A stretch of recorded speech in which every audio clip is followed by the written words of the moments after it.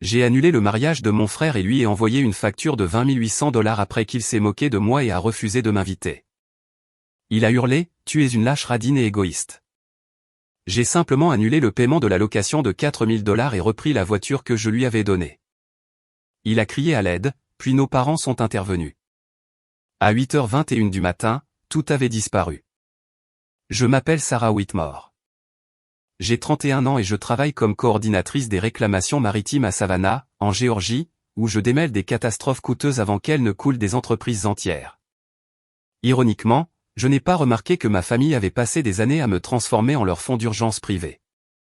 9 jours avant le mariage de mon jeune frère, il a appelé alors que j'examinais un rapport de cargaison endommagé. Il ne semblait ni nerveux ni désolé. Il semblait amusé. Nous avons finalisé la liste des invités, a-t-il dit. Tu n'y figures pas. Je pensais qu'il plaisantait car le domaine côtier accueillant le mariage avait été réservé avec ma carte de crédit. La Mustang restaurée qu'il prévoyait de conduire m'appartenait, et le premier versement pour la tente de réception provenait de mes économies. Puis il a ri. Lorraine veut des gens généreux autour de nous, pas quelqu'un qui compte chaque dollar. Tu es radine, Sarah. Honnêtement, tu es égoïste. J'ai demandé s'il avait exclu la personne qui finançait les parties de son mariage qu'il ne pouvait pas se permettre. Sa voix s'est durcie. Ne rends pas cela transactionnel. Une vraie sœur ne tiendrait pas les comptes. Quelque chose en moi est devenu parfaitement immobile. J'ai ouvert le dossier contenant chaque virement, contrat et promesses non tenues des 4 dernières années. Le total était de 20 800 $. Il croyait que m'insulter me ferait travailler plus dur pour son approbation. Au lieu de cela, ces mots m'ont donné la permission d'arrêter de le protéger. Avant de vous dire ce qu'il a dit ensuite et ce qui s'est passé après que j'ai retiré le premier paiement, dites-moi quelle heure il est, où vous êtes et d'où vous regardez. Je veux voir jusqu'où cette histoire voyage avant que tout ne disparaisse à 8h21 du matin. Michael Whitmore ne m'avait jamais traité de radine quand il avait besoin de quelque chose. 4 ans plus tôt, lorsque son complexe d'appartements menaçait d'expulsion, j'ai payé le solde de 2 300 $ parce que notre mère, Diane, m'a appelé en pleurant depuis le parking d'une épicerie. Elle a dit que Michael était trop embarrassé pour demander directement. 2 mois plus tard, il avait besoin de 1 700 $ pour réparer son camion afin de pouvoir continuer à travailler. Le camion a bientôt disparu, échangé contre une moto qu'il a accidentée avant de terminer le premier paiement. Il s'est excusé, a promis de rembourser et m'a envoyé 75 $. Ce fut le seul argent qu'il ait jamais rendu. Notre père, Thomas, avait toujours une explication. Michael était plus jeune. Michael se cherchait.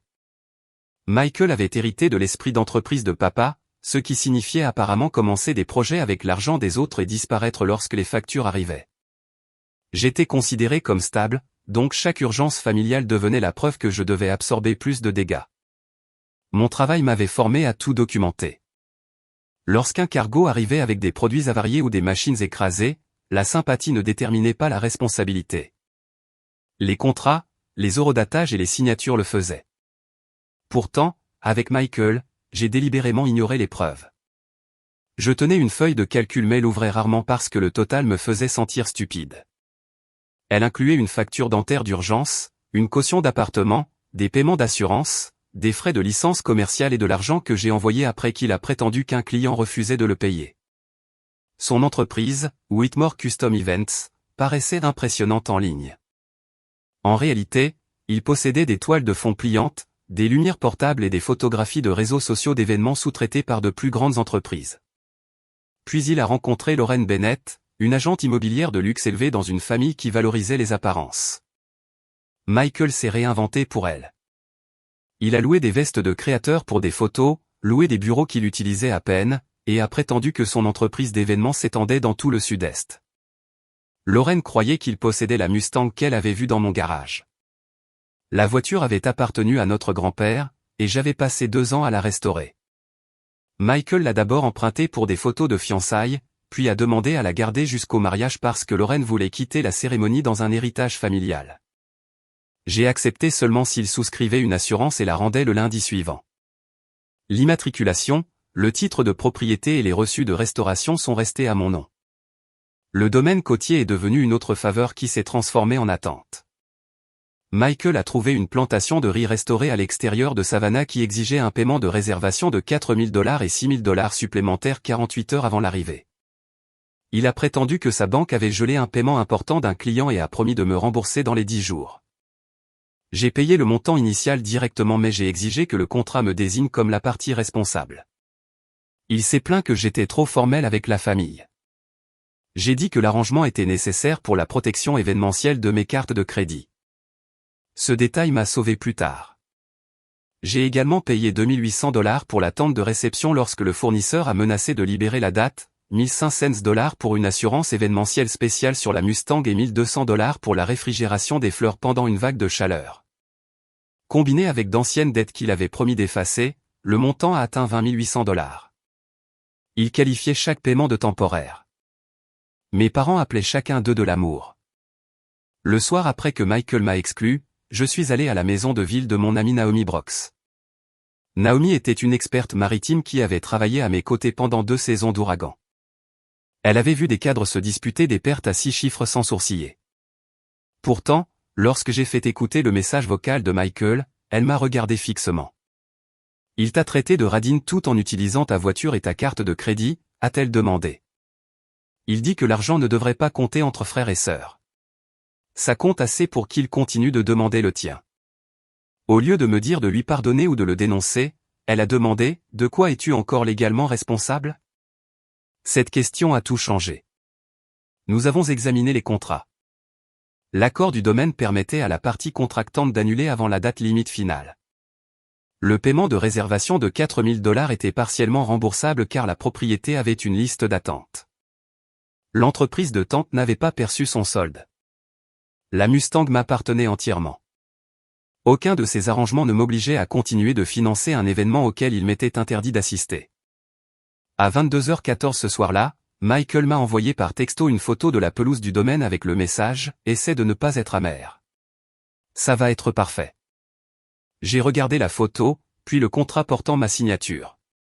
Pour la première fois, je n'ai pas vu un mariage dont j'avais été exclu. J'ai vu des obligations auxquelles j'étais légalement autorisé à mettre fin. Le lendemain matin, je suis arrivé au travail avant 7 heures et j'ai fermé la porte de mon bureau. Je n'ai pas écrit à Michael une lettre émotive ni énuméré les déceptions de l'enfance. J'ai préparé une facture. Chaque charge avait une date, une description, un montant et un reçu à l'appui.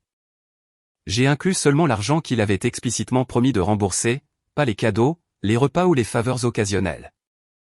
Le total s'élevait à exactement $20 800. En bas, j'ai écrit « Des arrangements de paiement doivent être proposés dans les 10 jours ouvrables. Toute assistance financière future est terminée immédiatement. » Avant de l'envoyer, j'ai appelé la gestionnaire des contrats du domaine, Cynthia Hay. J'ai expliqué que j'étais la partie contractante et que je n'autoriserais pas les $6 000 restants. Cynthia a vérifié l'accord et a confirmé que le domaine pouvait libérer la date pour un autre client. Parce qu'une retraite d'entreprise avait déjà demandé le week-end, la propriété rembourserait $3 250 de mon paiement initial. Je lui ai demandé de procéder et d'envoyer une confirmation écrite. Les mariés sont-ils au courant, a-t-elle demandé. Pas encore. Veuillez communiquer uniquement par le contact indiqué sur le contrat jusqu'à ce que l'annulation soit traitée. Ce contact, c'était moi. Ensuite, j'ai envoyé un courriel à l'entreprise de tente et me suis retiré comme garante. Je ne leur ai pas ordonné d'annuler la réservation de Michael. J'ai simplement déclaré qu'il devrait fournir un nouveau mode de paiement. Le directeur a répondu que s'il ne payait pas avant jeudi à midi, la tente serait libérée. Puis j'ai contacté mon agent d'assurance et annulé la couverture événementielle spéciale de la Mustang. J'ai pris des dispositions pour qu'une entreprise de remorquage agréée récupère la voiture le vendredi matin. Le contrat de prêt du véhicule que Michael avait signé me permettait de la récupérer avec un préavis écrit. Je lui ai donc donné 48 heures pour rendre les clés volontairement. Ce n'est qu'après que chaque action a été documentée que j'ai envoyé la facture. Sa réponse est arrivée en moins de 3 minutes. Qu'est-ce que c'est que ça? C'est le montant que tu as accepté de rembourser. Tu factures ton propre frère parce que tu n'as pas été invité à une fête. Je te facture parce que c'était des prêts. L'invitation m'a fait réaliser que je finançais quelqu'un qui ne me respecte pas. Il a appelé immédiatement. J'ai laissé sonner 2 fois avant de répondre. Il criait déjà. Tu es une lâche radine et égoïste. Tu as attendu la semaine de mon mariage pour me punir. Tu as attendu que mes paiements soient encaissés pour me dire que je n'étais pas la bienvenue. Ce n'est pas pour ça. Alors pourquoi? Il a hésité. En arrière-plan, j'ai entendu une femme demander ce qui se passait. Finalement, il a dit, Lorraine pense que tu mets les gens mal à l'aise.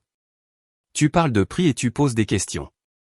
Sa famille ne veut pas d'une comptable amère qui audite la réception. Je ne suis pas comptable. Tu sais ce que je veux dire. Je savais.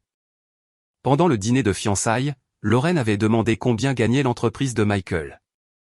J'avais prudemment suggéré qu'elle discute des finances avec lui avant le mariage. Il m'a plus tard accusé de l'avoir embarrassée et a apparemment transformé l'échange en preuve que j'étais jalouse. J'annule mes obligations, ai-je dit. Tu es libre de les remplacer. Sa voix a changé. Quelles obligations? Le paiement du domaine, la garantie de la tente et l'assurance de ma voiture. Il est resté silencieux, puis a ri faiblement. Tu ne peux pas annuler le lieu. Je l'ai déjà fait. La femme a posé une autre question. Michael a mal couvert le téléphone, assez pour que je l'entende dire, elle fait une crise de colère. Je vais arranger ça. Il est revenu et m'a ordonné de rappeler le domaine. J'ai refusé. Il m'a rappelé que 140 invités venaient. Je lui ai rappelé que je n'en faisais pas partie. Il a dit que je détruisais sa vie parce que mes sentiments étaient blessés. Je lui ai dit que je refusais de dépenser $6 000 de plus pour un mariage auquel il m'était interdit d'assister. Puis Lorraine a pris le téléphone. Son nom est entré dans mon histoire non pas par une photo de fiançailles soignée mais par un cri. Tu as annulé mon lieu de mariage. J'ai annulé un contrat à mon nom. Michael a dit qu'il l'avait payé. Il ne l'a pas fait. Il a dit que c'était votre cadeau de mariage. J'ai des messages qui appellent ça un prêt à court terme. Elle est restée silencieuse. Michael a attrapé le téléphone et m'a accusé de monter sa fiancée contre lui. À 14h06 cet après-midi-là, je leur ai envoyé à tous les deux une copie de la confirmation du domaine, de la date limite pour l'attente et de l'avis de retour du véhicule. J'ai joint la facture de $20,000. Le dernier message de Michael disait « Maman et papa te feront arranger ça ». Pendant des années, cette phrase m'aurait effrayé. Cette fois, j'ai archivé la conversation, verrouillé mon téléphone et suis retourné au travail. Ma mère a appelé 13 minutes plus tard. Elle n'a pas demandé ce que Michael avait fait. Elle a exigé que je rétablisse le lieu de réception avant que les parents de Lorraine ne découvrent la vérité. Comprends-tu à quel point ce sera humiliant, a demandé Diane. Je comprends que Michael a menti en disant qu'il l'avait payé. Il n'a pas menti. Il prévoyait de payer après le mariage. Avec quel argent? Ce n'est pas la question. C'est exactement la question. Elle m'a accusé d'utiliser l'argent pour le contrôler. J'ai demandé si m'exclure tout en gardant mon soutien financier comptait comme du contrôle. Elle a dit que je déformais la situation. Puis Thomas s'est joint à l'appel. Mon père élevait rarement la voix immédiatement. Il préférait la déception car il savait que cela me faisait travailler plus dur pour regagner son approbation. Sarah, nous t'avons mieux élevé que ça. Une personne décente ne retire pas le tapis sous les pieds de sa famille.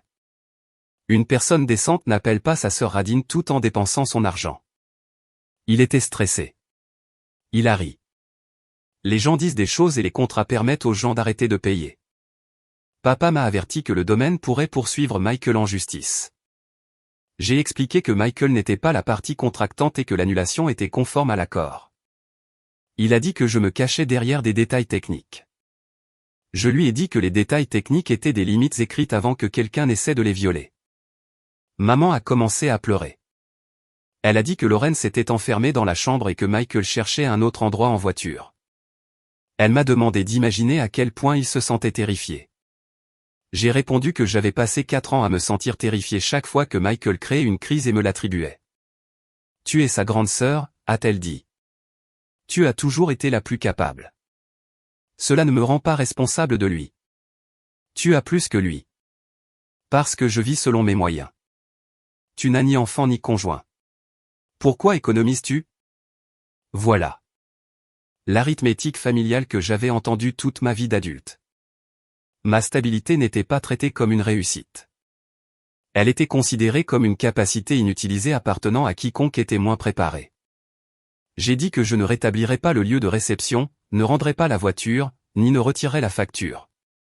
Papa a menacé de me retirer de la fiducie familiale, qui se composait principalement de terres contestées et d'impôts fonciers impayés. Je lui ai dit de faire ce qu'il jugeait approprié. Puis des parents ont commencé à m'envoyer des messages. La plupart avaient entendu que j'avais promis de financer le mariage et que j'avais retiré l'argent parce que je n'avais pas été choisie comme demoiselle d'honneur. Michael avait amélioré l'histoire. Dans sa version, j'avais exigé un rôle de premier plan, était devenue jalouse de Lorraine et avait annulé le domaine après qu'ils aient refusé de réorganiser la cérémonie autour de moi. Je n'ai répondu à personne individuellement. Au lieu de cela, j'ai créé un dossier contenant le contrat, la clause d'annulation, la facture et le message insultant de Michael. J'ai envoyé un avertissement à mes parents et à Michael. Corrigez la fausse histoire que vous faites circuler. Si des parents continuent de me contacter sur la base de désinformation, je fournirai la documentation. Michael a répondu, fais-le. Tout le monde verra quel genre de personne tu es. 2 heures plus tard, ma cousine Rebecca a appelé. Elle a dit que Michael avait dit au père de Lorraine que le domaine appartenait à l'un des clients de mon entreprise et que je l'avais obtenu gratuitement grâce à des relations d'affaires. Ce mensonge était plus dangereux que je ne le pensais. Le domaine n'avait aucune relation avec mon employeur. Si Michael utilisait le nom de mon entreprise par écrit, il pourrait nuire à ma carrière. J'ai cherché dans mes courriels archivés et en ai trouvé un qu'il avait transféré des mois plus tôt. Dedans, il prétendait que mon cabinet gérait l'assurance maritime pour le propriétaire de l'établissement et laissait entendre que son tarif réduit venait de moi. C'était complètement faux. J'ai immédiatement divulgué la situation à ma directrice de la conformité. Elle m'a remercié de l'avoir documenté et a chargé notre service juridique de préparer un avis formel interdisant à Michael d'utiliser le nom de l'entreprise. Quand il l'a reçu, papa m'a appelé en rage. Tu as impliqué des avocats contre ton frère ? J'ai protégé mon travail d'une fausse déclaration. Il essayait d'impressionner ses futurs beaux-parents. Il a utilisé mon employeur pour le faire. Tu pourrais le perdre pour toujours. J'ai regardé la feuille de calcul montrant 20 800 $ de promesses non tenues. Pendant des années, j'avais empêché Michael de faire face aux conséquences. Pourtant, je me suis soudain demandé si j'avais jamais vraiment eu un frère ou simplement un dépendant qui savait dire famille quand la facture arrivait. Qu'est-ce que je perds exactement, ai-je demandé. Papa n'avait pas de réponse qui n'impliquait pas ce dont Michael avait besoin de moi. Mercredi, 4 jours avant la cérémonie, Michael avait temporairement sauvé le mariage. Le père de Lorraine, Gregory Bennett, a accepté de couvrir un lieu plus petit au bord de l'eau près de Tibet Island. C'était plus cher et disponible seulement parce qu'un autre événement avait été annulé. Gregory a payé un acompte non remboursable après que Michael lui a assuré que tous les autres fournisseurs étaient sécurisés. Cette assurance était fausse. L'entreprise de tente avait libéré la réservation de Michael. La fleuriste n'avait reçu que 30% de son solde.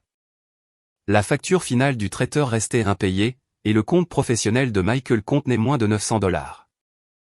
J'ai appris cela sans appeler les fournisseurs ni essayer de le saboter. Lorraine m'a appelé. Sa voix était contrôlée au début. Elle a dit qu'elle voulait des faits sans insulte, puis a demandé si Michael me devait vraiment 20 800 $. J'ai dit que je pouvais prouver chaque article, mais que je ne discuterais pas de dettes non liées sans sa permission. Je suis censé l'épouser dans 4 jours. Ses finances me concernent, a-t-elle dit.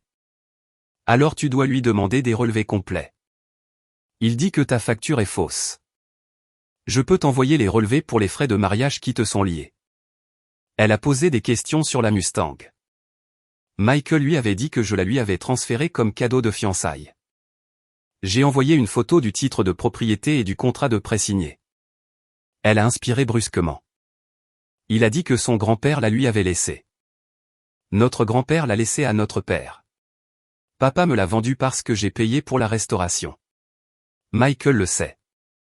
Puis Lorraine a commencé à poser des questions plus rapidement. L'entreprise de Michael employait-elle 12 personnes ? Non. Possédait-il un entrepôt à Jacksonville ? Pas que je sache. Avait-il produit un événement d'entreprise à 6 chiffres ? Je l'avais vu sous-traiter l'éclairage pour un, mais il n'était pas le producteur de l'événement. La confiance a disparu de sa voix. Il a montré des contrats à mon père. Je ne les ai pas vus. Il a dit que les dépenses du mariage seraient déductibles des impôts parce que les fournisseurs parrainaient le lancement de son entreprise. Cela ne semble pas légitime. Parlez à un comptable avant de signer quoi que ce soit. Lorraine a demandé si je la détestais. Non, ai-je dit, je vous connais à peine. Elle a admis que Michael prétendait que je lui en voulais depuis les fiançailles. J'ai expliqué que je l'avais seulement encouragé à discuter des finances parce qu'il empruntait fréquemment de l'argent. Avant de terminer l'appel, elle a révélé que Michael l'avait persuadé d'ouvrir une carte de crédit commune pour les frais de mariage. Le solde était de près de 14 000 $. Il prétendait que les remboursements de parrainage le couvriraient après la cérémonie, mais elle n'avait jamais vu d'accord signé. Je l'ai exhorté à geler le compte et à consulter un conseiller financier. Je ne lui ai pas dit d'annuler le mariage. Cette décision lui appartenait. Michael a découvert notre conversation moins d'une heure après. « Tu l'as empoisonné contre moi », a-t-il crié. J'ai répondu à des questions. « Tu m'as fait passer pour un criminel. » Je lui ai montré le titre de propriété de ma voiture. « Tu savais ce que ça ferait. » Oui, ça lui montrerait à qui elle appartient. Il m'a traité de jalouse, de solitaire et de vindicative. Puis il a commencé à pleurer.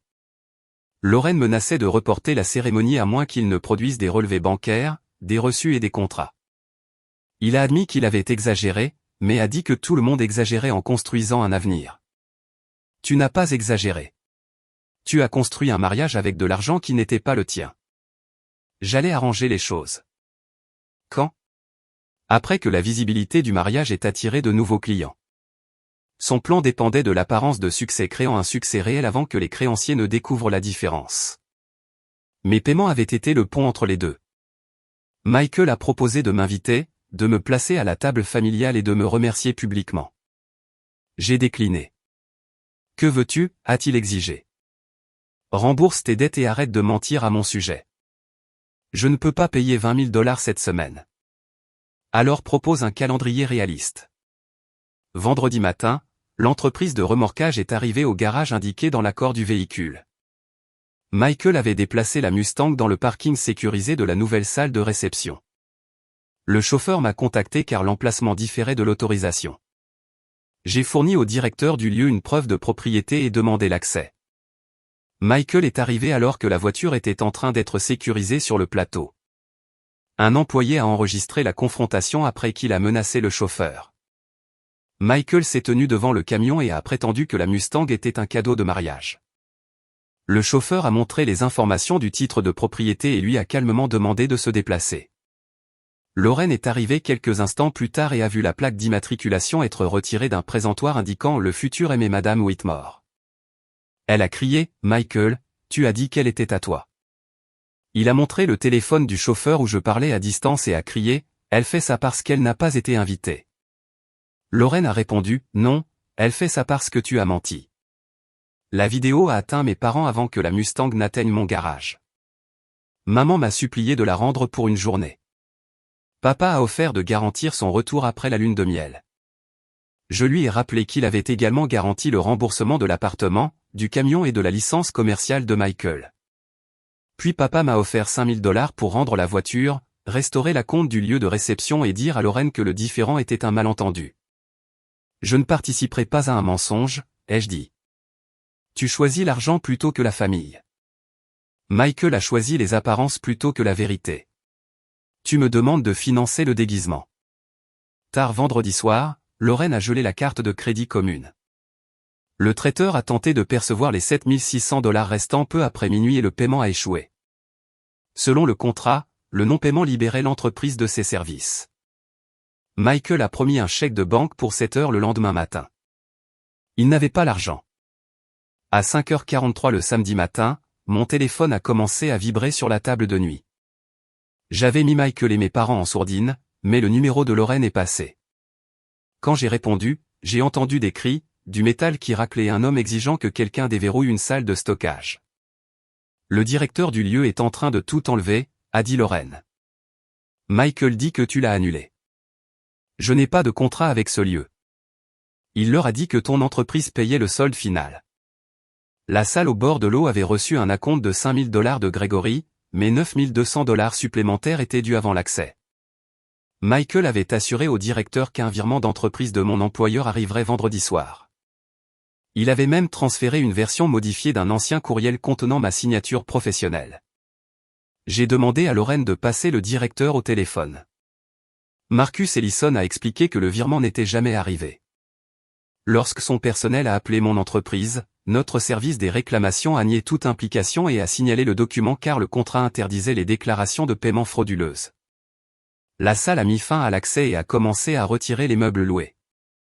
J'ai transféré à Marcus l'avis légal ordonnant à Michael de ne pas utiliser le nom de mon employeur. Lorraine a ensuite demandé si je pouvais payer temporairement le solde. Non. Mes invités arrivent dans 3 heures. Je suis désolé, mais je ne me lierai pas à un autre contrat obtenu par une fausse déclaration. Elle a commencé à pleurer avec le son épuisé de quelqu'un qui comprend enfin que chaque belle promesse autour d'elle avait été construite sur la tromperie. À 6h08, Diane a appelé depuis le téléphone de papa. Elle a dit que le traiteur n'était pas arrivé. Le fleuriste ne voulait pas libérer les arrangements et les ouvriers chargeaient les chaises dans des camions. Elle a insisté sur le fait que je pouvais éviter l'humiliation avec un seul virement. J'ai des économies, a-t-elle dit. Mais ton père dit que nous ne devrions pas vider notre compte de retraite. Alors ne le faites pas. Mais tu peux te le permettre. Ma capacité à payer ne crée pas une obligation. À 6h22, Michael a laissé un message vocal promettant de tout rembourser d'ici lundi. Dans le même message, il m'a traité de sans-cœur pour l'avoir fait supplier. 7 minutes plus tard, il a menacé de me poursuivre pour dommages émotionnels et perte d'activité. À 6h41, il m'a offert 20% de Whitmore Custom Events, une entreprise endettée et avec presque aucun actif. Je n'ai pas répondu. Naomi est arrivée peu après 7 heures avec du café et le petit déjeuner. Je lui avais demandé de venir car je ne me faisais pas confiance pour résister seul à des heures de pression familiale. Elle m'a rappelé que l'effondrement n'était pas causé par un seul paiement annulé. Il résultait de contrats que Michael avait signés sans fond, de mensonges qu'il utilisait pour couvrir d'autres mensonges et de gens qu'il s'attendait à voir le secourir. À 7h03, Gregory a atteint le lieu de réception et a découvert que le solde de la carte de crédit de 14 000 $ de sa fille n'était qu'une partie de la tromperie. Les accords de parrainage n'existaient pas. L'entrepôt de Jacksonville était une unité de stockage louée au mois. Les 12 employés étaient des contractuels occasionnels. L'événement d'entreprise à 6 chiffres avait payé à Michael 4 800 $ pour une assistance à l'éclairage. Gregory a exigé des relevés bancaires. Michael a refusé. Lorraine a demandé son téléphone. Il l'a accusé de l'humilier et Gregory a demandé à la sécurité de le faire sortir. À 7h16, Lorraine m'a envoyé un seul message. Je ne l'épouse pas aujourd'hui. Le mariage était terminé, mais le démantèlement physique continuait. Le fleuriste a récupéré les arches de cérémonie car le solde restait impayé. L'entreprise de location a retiré les tables, le linge de maison et la verrerie. Le technicien du son a verrouillé sa remorque et est parti. Le traiteur a officiellement mis fin à ses services à 7h28. Les premiers invités sont arrivés pour trouver une pelouse vide et des employés enroulant des câbles électriques. Michael a essayé d'improviser en annonçant que la cérémonie avait été déplacée chez nos parents. Leur propriété résidentielle étroite ne pouvait pas accueillir 140 personnes. Papa a ouvert le jardin et a demandé aux voisins de se garer, mais l'un d'eux a menacé d'appeler la police si des voitures bloquaient la rue. À 7h52, les parents recevaient des explications contradictoires. Michael prétendait que le lieu avait changé à cause de la météo, bien que le ciel soit clair. Lorraine a dit à ses proches que le mariage avait été reporté. Diane a parlé d'un malentendu avec un fournisseur. Gregory a finalement envoyé une annonce directe déclarant que la cérémonie n'aurait pas lieu car des informations financières importantes avaient été dissimulées. Ce message a mis fin à la confusion et a déclenché le scandale. Les invités ont comparé leurs histoires. Un fournisseur a mentionné le paiement échoué. Un ancien client a dit que Michael lui devait un remboursement. 2 contractuels ont réclamé des salaires impayés. Ma cousine a brièvement publié la vidéo de la Mustang en train d'être récupérée avant que Lorraine ne demande le respect de sa vie privée, mais plusieurs invités l'avaient déjà enregistrée. À 8h04, Michael est arrivé chez moi et a martelé la porte assez fort pour faire trembler le cadre. Naomi a appelé le numéro de police non urgent pendant que je parlais à travers la caméra de sécurité. Donne-moi la voiture, a-t-il exigé. Sa cravate pendait et sa chemise était à moitié sortie. Donne-moi la voiture pour que je puisse emmener Lorraine quelque part en privé et arranger ça. Elle a annulé le mariage à cause de toi. Parce que tu as menti. Tu m'as détesté toute ma vie. L'accusation m'a presque fait rire. La haine n'avait jamais payé son loyer, réparé ses véhicules ou protégé son entreprise. Mon erreur avait été de l'aimer sans exiger l'honnêteté. Je t'ai protégé pendant des années, ai-je dit. Tu as confondu protection et permission. Il a frappé la porte avec le côté de son poing. Naomi l'a averti que la police arrivait. Il a crié que j'avais détruit son avenir pour 20 000 $. Non, tu l'as détruit en prétendant que mon argent était le tien. Nos parents sont arrivés à 8h13. Maman a couru vers Michael pendant que papa exigeait que j'ouvre la porte pour une discussion familiale. J'ai refusé tant que Michael agissait de manière agressive. Puis Lorraine est arrivée avec Gregory. Elle est restée près de la voiture de son père et a demandé à Diane de rendre la robe et les effets personnels stockés chez les Whitmore. Michael a couru vers elle, suppliant, mais Gregory s'est interposé. Lorraine a retiré sa bague de fiançailles et l'a tendue. Michael a refusé de la prendre, alors elle l'a placée sur le capot de sa voiture de location. Tu m'as dit que Sarah t'avait donné l'argent, a dit Lorraine. Tu as dit que la Mustang était à toi. Tu as dit que ton entreprise payait le lieu de réception. Tu m'as laissé contracter des dettes à mon nom pendant que tu te moquais de la personne qui te maintenait à flot. Michael a insisté sur le fait qu'il pouvait tout arranger après la cérémonie. Il n'y a pas de cérémonie, a-t-elle répondu. À 8h18, 2 véhicules de police sont entrés dans ma rue. Les officiers ont séparé tout le monde et ont examiné mon titre de propriété, mon avis écrit et mes enregistrements de sécurité. Michael n'a pas été arrêté car il n'était pas entré dans ma maison ni n'avait blessé physiquement qui que ce soit, mais il a reçu l'ordre de partir et de me contacter uniquement par écrit au sujet de la dette. À 8h21, 3 confirmations sont arrivées sur mon téléphone presque simultanément. Le remboursement du domaine avait été approuvé. La Mustang était en sécurité dans mon garage sous un nouveau code d'accès. La salle au bord de l'eau avait terminé de retirer tous les articles de mariage loués. Le lieu était vide. La voiture était partie. Les fournisseurs étaient partis. La mariée était partie. Les invités avaient été renvoyés. L'illusion que Michael avait passé des années à construire s'était effondrée avant le petit déjeuner. Tout avait disparu. Et pour la première fois, rien de tout cela n'était à moi de le remplacer.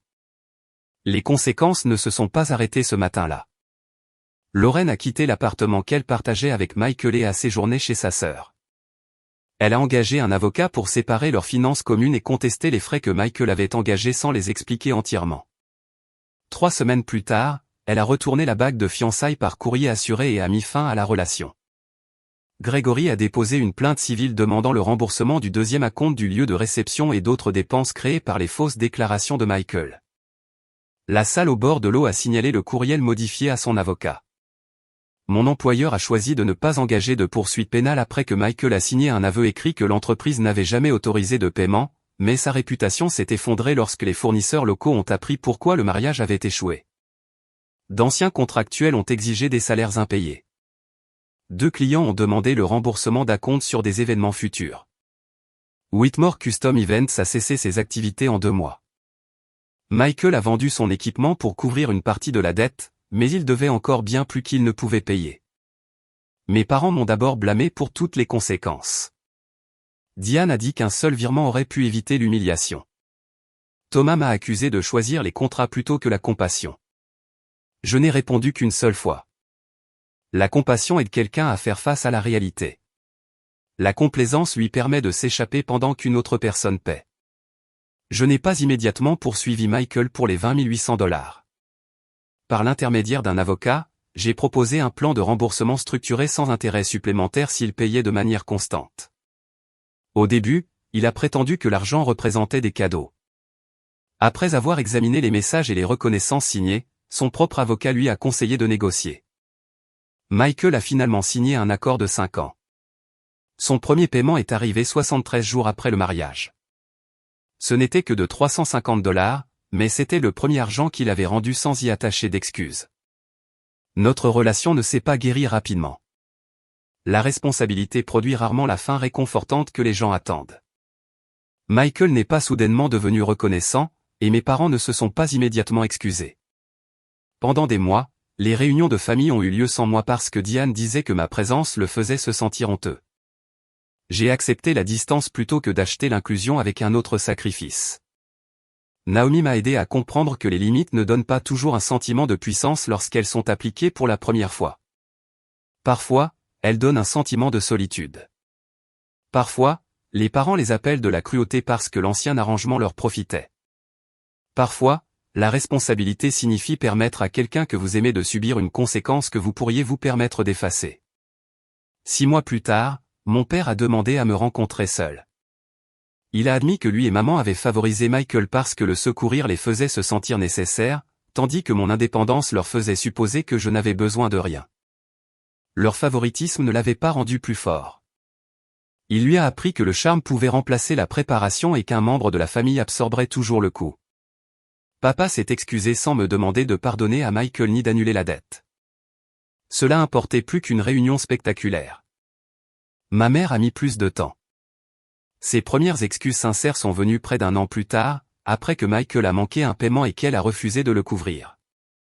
Elle lui a dit que le remboursement était sa responsabilité. C'était une petite phrase, mais dans notre famille, elle a mis fin à tout un système. J'ai utilisé l'argent remboursé du lieu de réception pour suivre le cours de navigation côtière que j'avais reporté 2 fois en aidant Michael. Plus tard, j'ai obtenu un poste de direction au travail. La Mustang est restée dans mon garage jusqu'au printemps, lorsque Naomi et moi l'avons conduite dans les montagnes Blue Ridge. Pour la première fois, la voiture semblait connectée à ma vie plutôt qu'à une autre obligation familiale. La leçon la plus profonde n'était pas que la vengeance fait du bien ou que les parents devraient être abandonnés après une erreur. C'était que l'aide sans limite peut devenir une trahison de soi. L'amour n'exige pas que vous financiez la tromperie, tolériez l'humiliation ou protégiez un adulte de chaque conséquence naturelle. La générosité n'a de sens que lorsqu'elle est librement choisie. Une fois qu'elle est exigée, manipulée ou traitée comme un droit, elle devient de l'exploitation. Michael m'a traité de radine parce que j'ai finalement compté le coup. En réalité, compter le coup m'a sauvé. Je n'ai pas détruit son mariage. J'ai arrêté de payer pour une version de lui qui n'avait jamais existé. À 8h21 ce matin-là, le lieu, la voiture, les décorations et la mariée avaient disparu. Ce qui a disparu de ma vie était encore plus important. La croyance qu'être une bonne sœur signifiait devenir invisible chaque fois que mon frère avait besoin de quelque chose. Le respect de soi n'est pas revenu par des excuses ou une invitation. Il est revenu lorsque j'ai fermé mon portefeuille, documenté la vérité et permis à un autre adulte de porter le poids de ses propres décisions. Alors, laissez-moi vous poser une question. Quand aider quelqu'un exige que vous renonciez à votre dignité, votre sécurité et votre voix, est-ce encore de l'amour? Ou payez-vous simplement pour avoir la permission de rester dans sa vie? Nous apprécions vraiment tous ceux qui passent du temps avec les histoires. Cette vidéo est fictive et créée uniquement à des fins éducatives et de divertissement. Nous espérons que le message vous rappelle que la bonne fin n'est pas toujours celle où les autres regrettent de vous avoir perdu, mais celle où vous arrêtez enfin de regretter de vous être choisi.